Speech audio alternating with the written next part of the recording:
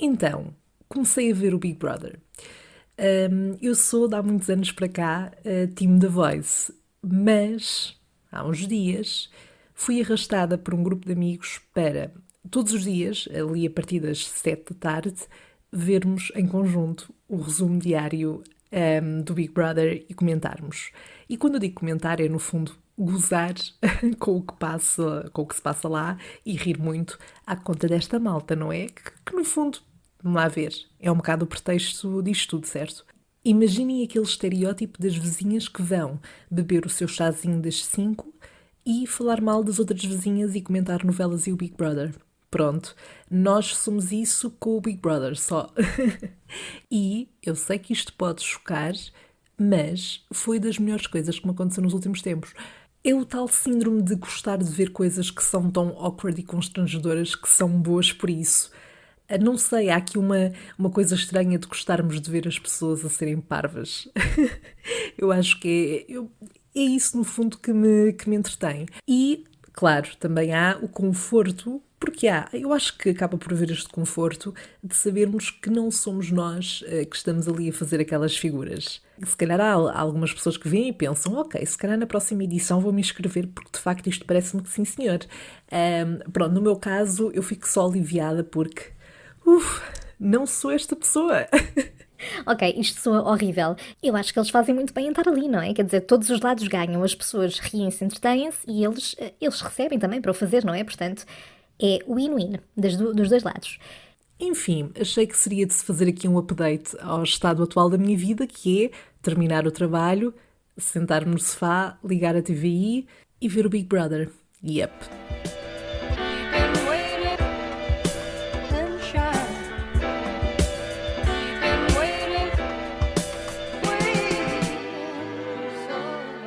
Alô, Sherry!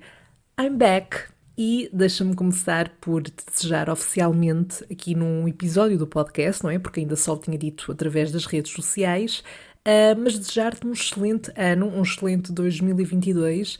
Espero que quando este terminar possamos todos dizer Eis, que ano brutal! Compensou completamente os últimos dois. eu pelo menos estou com essa esperança. Bom, se segues o Salve Seja nas redes sociais, provavelmente foste uma das pessoas que votou a favor para que este episódio, com esta temática, com esta vibe, acontecesse. Portanto, a culpa é um bocado mais tua do que minha, ok? É que eu ainda dei essa hipótese. Estou a gozar, eu ia acabar por fazer o episódio na mesma porque o podcast é meu. Mas, no caso de teres caído aqui de paraquedas no Salve Seja e não fazeres a mínima ideia daquilo que eu estou a falar, antes de mais, olá, bem-vindo ou bem-vinda. Não me responsabilizo por quaisquer danos causados após a audição destes episódios, ok? Mas, para contextualizar, eu não sei se foi do final do ano, eu não sei se estou só numa fase mais introspectiva, pensativa, mas há de facto alguns tópicos sobre os quais eu gostava de refletir aqui e, portanto, ao contrário da maioria dos episódios, hoje eu não te venho contar uma história embaraçosa que eu vivi, mas, se quisermos colocar nestes termos, venho desabafar, vá, com muitas aspas. Eu não quero colocar as coisas nestes termos, parece que estou numa consulta de psicologia e que vocês são todos os meus psicólogos. E isso é tenso, não quero. Eu já abordei aqui a questão toda de estar nos meus 20, não é? Viver esta fase que quando eu era mais nova me vendiam como sendo uma altura em que eu já teria bué cenas na minha vida resolvidas. Bué cenas. E não, hoje não te venho dizer que isso melhorou. Eu estou a 4 meses de fazer 26 anos e estamos na mesma. Pois é, mas nesta lógica eu tenho-me vindo a perceber não só de que isto tudo que eu sinto nesta idade, nesta altura, é muito comum, ou seja, eu acho que estamos todos um bocadinho no mesmo barco, provavelmente não só nos 20, mas as diferentes idades e fases da nossa vida hão de ter as suas crises, não é? Mas eu também tenho vindo a notar que sofro, entre aspas, de uma coisita chamada Fear of Missing Out, também conhecida como FOMO. Acho que estou a pronunciar bem. E na verdade eu sinto isto já há bastante tempo, mas eu nunca lhe tinha atribuído propriamente uma designação, sabes? Ou seja, eu acho que eu nem sabia há pouco mais de um ano que havia um termo específico para definir esta sensação, não lhe quero chamar sentimento, mas esta ansiedade, se quisermos colocar assim. Eu acho que nem me apercebia de que sentia isso, de que tinha este medo de estar constantemente a perder oportunidades, a sentir que me está a escapar algo, e certamente que nem toda a gente sente isso, claro, mas eu acho que o facto de eu ter constantemente esta sensação há já algum tempo está relacionado também com uma coisa chamada gestão de expectativas. Mas já lá vamos. Se nunca ouviste falar neste termo, o Fear of Missing Out, numa breve descrição significa, no fundo, estar constantemente a sentir que estamos a perder oportunidades, e que também está muito relacionado com o facto de nos compararmos constantemente ao outro, àquilo que o outro está a viver, e que acaba por ser um bocadinho intensificado com o tempo que nós passamos online e em que estamos constantemente a deparar-nos com a realidade das outras pessoas ou com aquela que nos escolhem mostrar. E, portanto, isto tudo acaba por criar aqui uma ansiedade que nos leva a questionar: será que eu devia estar a fazer as coisas de outra forma, diferentes? Será que o meu percurso devia estar a ser igual ao destas pessoas? Porque é que eu não estou a viver isto e toda a gente está? Vou dar um exemplo concreto. Cada vez que eu vejo uma pessoa da minha idade a comprar casa, eu penso: ok, o que é que eu estou a fazer mal? O que é que eu devia ter feito ou estar a fazer para conseguir estar também nessa fase e nesse lugar em que esta pessoa está e a conseguir fazer isto, por exemplo. Eu estou a dar este exemplo porque é, no meu caso, um dos meus objetivos e uma das minhas prioridades.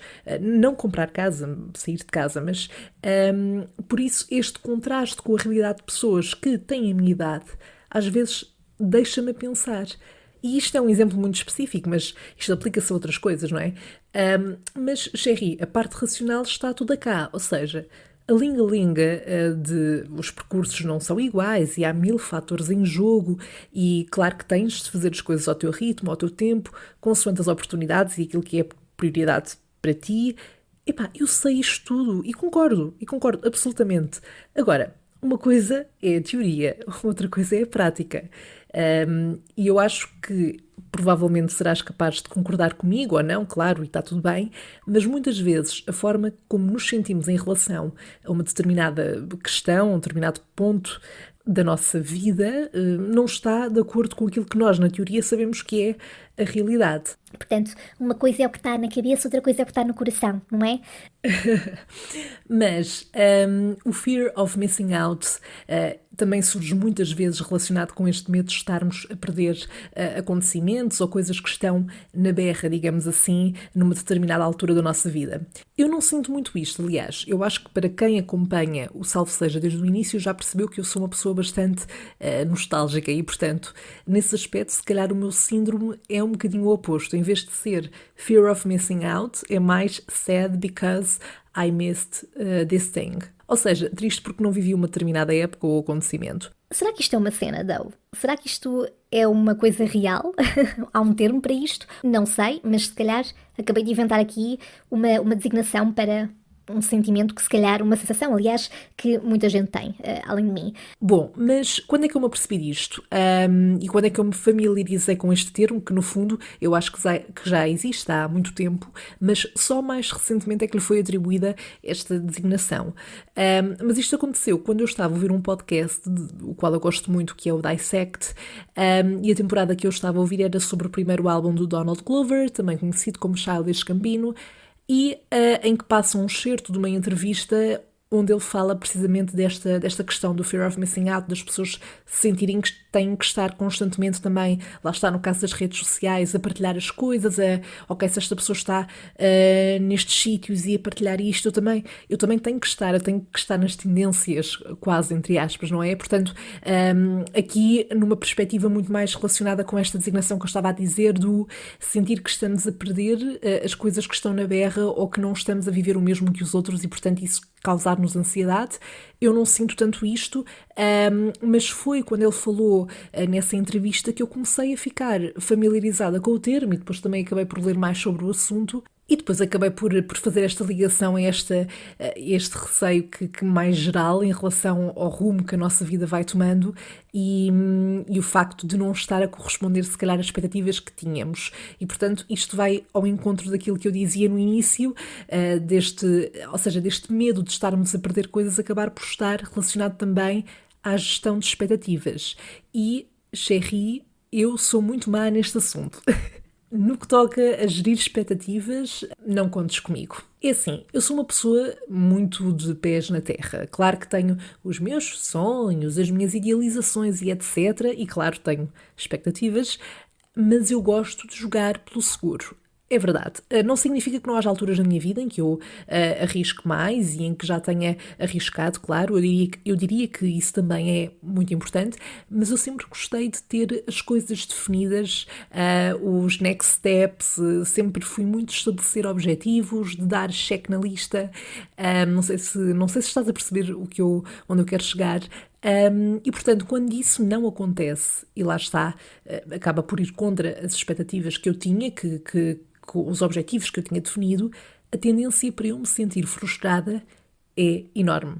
E lá está, eu acho que o facto de ter, à medida que fui crescendo, criando expectativas em relação a onde iria estar, àquilo que iria estar a fazer numa determinada altura, como é que eu ia ser nos meus 20, fez com que, à medida que eu me fui apercebendo que não tinha assim tanto controle nas coisas e que nem tudo é assim tão linear, ou seja, no fundo fez-me aqui acumular muita frustração e, portanto, esta coisa de sentir que podia estar a viver de outra forma, a aproveitar as coisas de outra maneira, acaba por estar inevitavelmente relacionada com as expectativas que eu tinha sobre como as coisas iriam acontecer. Agora, mesmo em outras circunstâncias, quando eu me entusiasmo muito e fico com uma expectativa enorme em relação a algo que está planeado que aconteça e depois não acontece, ou acontece mas de uma forma completamente diferente, lá está, fico muito frustrada. Eu odeio a palavra frustrada, by the way, porque, não sei, eu arrepio-me sempre que digo e que ouço, porque sinto que faz-me parecer uma pessoa muito infeliz, que não sou. E atenção, não estou a diminuir as pessoas que têm as suas frustrações e lá está, eu tenho as minhas, toda a gente tem, faz parte. Mas não sei, eu acho que é uma palavra pesada e então quando digo parece que estou a dizer ai, pois eu sou muito infeliz e não sou, ok? E por acaso posso dizer que não sou uma pessoa infeliz.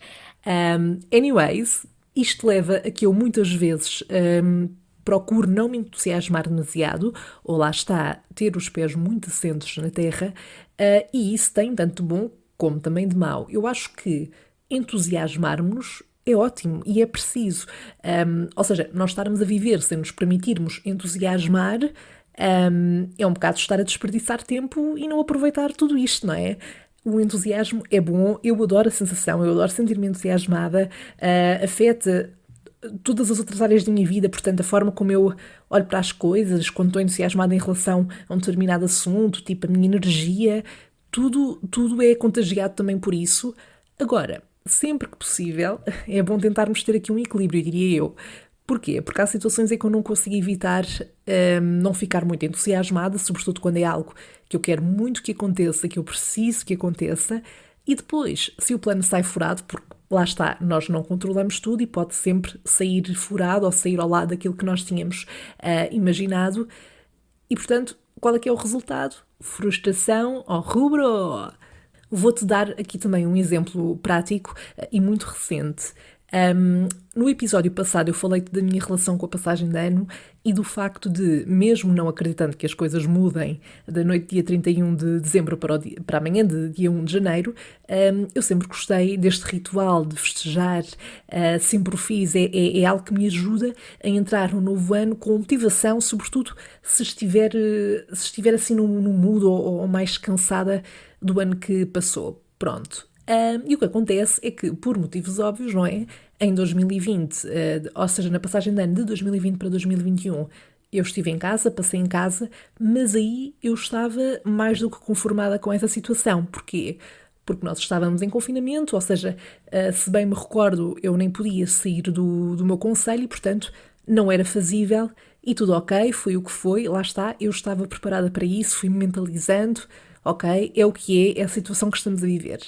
Mas o facto de, em 2020, a passagem de ano ter sido assim, fez-me logo começar a criar uma expectativa em relação à do próximo ano, neste caso 2021, E dava por mim a pensar, não, este ano vai ser diferente, as coisas vão estar diferentes, vou poder celebrar com amigos, etc. Well, spoiler alert, it didn't go that way. Portanto, toda essa expectativa, saiu completamente ao lado. Eu acho que o pior, entre aspas, foi que estava tudo de pé e tudo pronto para acontecer na semana antes, na semana que antecedia a passagem de ano. Mas à medida que se foi aproximando, eu comecei a ver o caso um bocado mal parado. Porquê? Porque o número de casos de Covid começou a aumentar bastante, chegou ao ponto de eu, todos os dias, e ainda agora está a acontecer isso, saber de alguém que conheço e que estava infectado, não pessoas com quem eu tinha estado recentemente, mas pronto. E, portanto, quando eu me comecei a perceber disso, eu até nos dias antes comprometi-me comigo mesma, não saí de casa praticamente, estava super focada em, ok, não vou correr qualquer risco, porque eu preciso que esta passagem de ano aconteça, não quero ficar em casa sozinha outra vez, preciso que haja aqui um shift, porque eu estava muito farta e cansada, lá está 2021. Não que tenha mudado alguma coisa entretanto, mas vamos acreditar que vai acontecer em breve. Portanto, esta passagem de ano que eu ia passar numa casa com um grupo de 4, 5 amigos em que nós estávamos todos super entusiasmados, acho que posso dizer isto, tínhamos até um tema para a festa, jogos para fazer, etc. Não aconteceu. Porquê? Porque uma das pessoas, aliás, depois de outros testes feitos, duas das pessoas, uma delas, a dona da casa, digamos assim, ficaram infectadas, foram infectadas pelo bichito, não é? E pronto, e logicamente que não deu para acontecer, e portanto isto era algo que eu vinha a ter expectativas de acontecer ao longo de todo o ano e não aconteceu, e portanto, claro que malta, atenção. Eu sinto que há pessoas que vão estar a ouvir isto e pensar, ai que mimada, tipo, é só passagem de ano, tipo, calma-te. Eu sei que não é o fim do mundo, ok? Obviamente há problemas maiores do que Sandra Faria não ter tido uma boa PDA, não é? Eu sei, mas eu queria dar-te este exemplo mais prático de uma situação em que eu claramente não geri bem as expectativas, fiquei muito, muito entusiasmada, sobretudo tendo em conta o contexto atual em que vivemos. Portanto, não foi muito realista também da minha parte, e eu que, overall, sou uma pessoa que tem os pés até assentes na terra, estava super tipo, não, isto vai acontecer, vai correr tudo bem.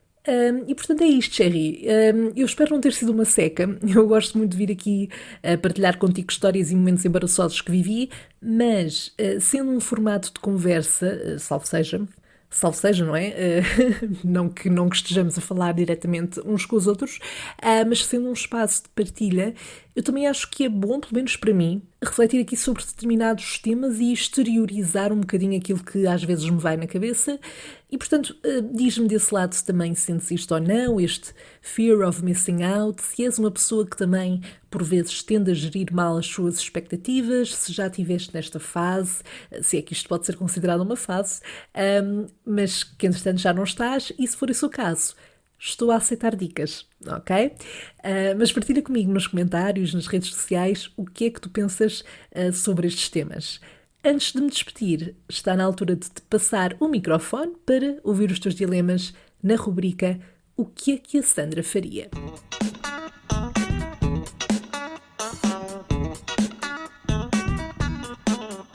O dilema para este episódio foi colocado pela Elsa Mendes, um props para a Elsa, que pergunta o que é que a Sandra faria se encontrasse a sua versão mais velha numa cena estilo Regresso ao Futuro.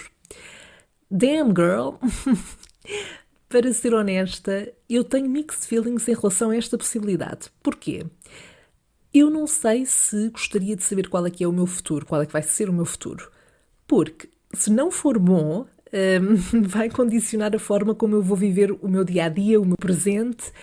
Eu não iria conseguir ignorar isso, não ia. Por outro lado, eu dava tudo, mas tudo, para ter assim uma conversinha rápida, uma coisa sem tomar muito tempo à Sandra Faria do futuro, não é? Que se tudo correr bem, espero que tenha uma vida ocupada. Mas eu gostava mesmo de chegar ao pé dela e perguntar: Girl, o que é que eu tenho que fazer?